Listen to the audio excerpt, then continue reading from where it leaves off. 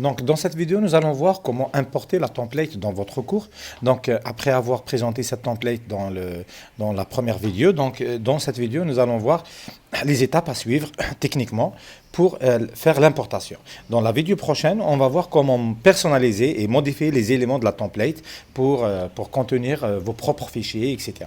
Donc, sans tarder, on va aller directement à notre cours modèle. Donc ici, j'ai un cours vide. Voilà, il contient 6 sections vides, plus la section généralité. Donc il y a toujours une section ici généralité qu'on ne peut pas enlever. Si on active le mode édition dans votre page de cours, vous remarquez que toutes les sections peuvent être supprimées.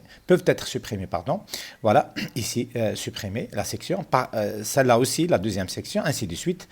Toutes les sections peuvent être supprimées, sauf la première qui ne peut pas être supprimée. Il y a juste modifié la section. Et toutes les sections aussi peuvent être déplacées. Voilà, on peut changer l'ordre. La section 1 devient à troisième, etc. Voilà. Donc, qu'est-ce qu'on va faire ici? Je vais quitter le mode édition. Donc, ce n'est pas obligatoire d'activer le mode édition pour faire l'importation. Pour faire l'importation, on doit partir vers le bloc administration. Donc, dans le bloc administration, et on va faire restauration. Restauration, c'est pour restaurer le cours, un certain cours, soit par fichier, soit une restauration à partir d'un fichier qui est déjà dans le modèle. On va le voir tout à l'heure. Juste avant de continuer, avant de faire restauration, vous pouvez avoir ces blocs de cette façon-là, c'est-à-dire ils sont pas réduits dans le docket, ça s'appelle le docket. Donc ici, vous pouvez avoir ça, donc il faut aller descendre vers le bas, et vous remarquez, c'est pas pratique comme ça, donc pour faire restauration. C'est pour ça, moi, je préfère réduire les blocs.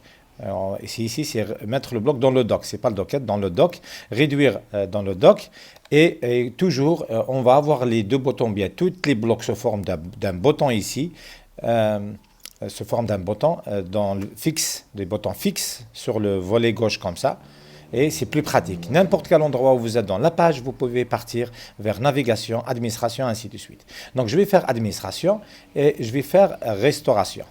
Je clique sur restauration. Donc dans restauration, on peut restaurer un fichier ici, mettre un fichier ici, ou bien vous restaurez à partir d'une sauvegarde que vous avez déjà effectuée. Toutes les sauvegardes qu'on effectue sont sur la plateforme e-learning, sauf si vous voulez la télécharger. Par exemple, ici, je peux restaurer à partir de ça. Très bien. Sinon, je peux mettre le fichier ici. Donc le fichier, il est où? Donc je l'ai déjà téléchargé, il est là. Très bien, c'est ce fichier-là, c'est Force Template. Donc, le premier modèle que nous avons vu dans la première vidéo, c'est un modèle d'un seul cours avec un seul semestre. Donc, ce n'est pas un espace de cours avec deux semestres. Après, on va vous faire le modèle de 2 semestres. Donc, on va glisser ce fichier et on va le mettre ici. Voilà, et on clique sur le bouton restauration. Selon la taille du fichier, il y aura la durée de upload ici, la durée de chargement du fichier au niveau de la plateforme, ça va dépendre de la taille. Donc ici, ça peut prendre jusqu'à 1-2 minutes. Donc je vais faire une pause pour la vidéo et je reviens dans quelques instants. Donc voilà, le fichier il est en train, c'est bientôt il va terminer le chargement. Voilà, et maintenant il est chargé. Donc une fois qu'il est chargé, on clique sur le bouton restauration. Donc voilà, il me dit voilà qu'est-ce que vous voulez restaurer. Donc il fait le résumé, voilà les étiquettes qui sont là, toutes les sections, etc. D'accord? Très bien. Voilà, et je vais faire continuer. Voilà. Et ici, il y a une option, si vous avez déjà du contenu dans votre cours, vous pouvez fusionner le contenu de la sauvegarde, le contenu du fichier avec ce que vous avez déjà dans votre cours, dans votre espace cours, ou bien vous allez supprimer le contenu de ce cours, ça veut dire votre cours, et on fait la restauration. Donc, je vais faire fusionner puisqu'il n'y a rien. Et bien sûr, fusionner le cours, sauvegarder dans le cours existant. Ok, voilà, je pense ici, il n'y a rien. Je vais faire continuer. On ne va pas restaurer dans un cours existant, on va restaurer dans ce cours-là, le cours où on est maintenant. Ici, j'ai fait le cours, ça s'appelle test, importation, cours. Voilà. Et voilà, ici, on peut cocher ou bien décocher des éléments à ne pas importer. Bien sûr, ici, on ne touche à rien, on laisse les choses comme suit. Donc, suivant. Et à la fin, voilà, il nous fait une récap. Ici, on va faire suivant. Et effectuer la restauration. Voilà. Donc ici aussi, ça va prendre un peu de temps puisque c'est un travail à réaliser. Donc il est en train de créer toutes les sections, de fusionner ou bien de remplacer les sections existantes et de créer toutes les ressources et activités qui sont dans le fichier importé. Donc on revient dans quelques instants pour continuer. Voilà, donc le cours a été restauré. Donc on va faire continuer.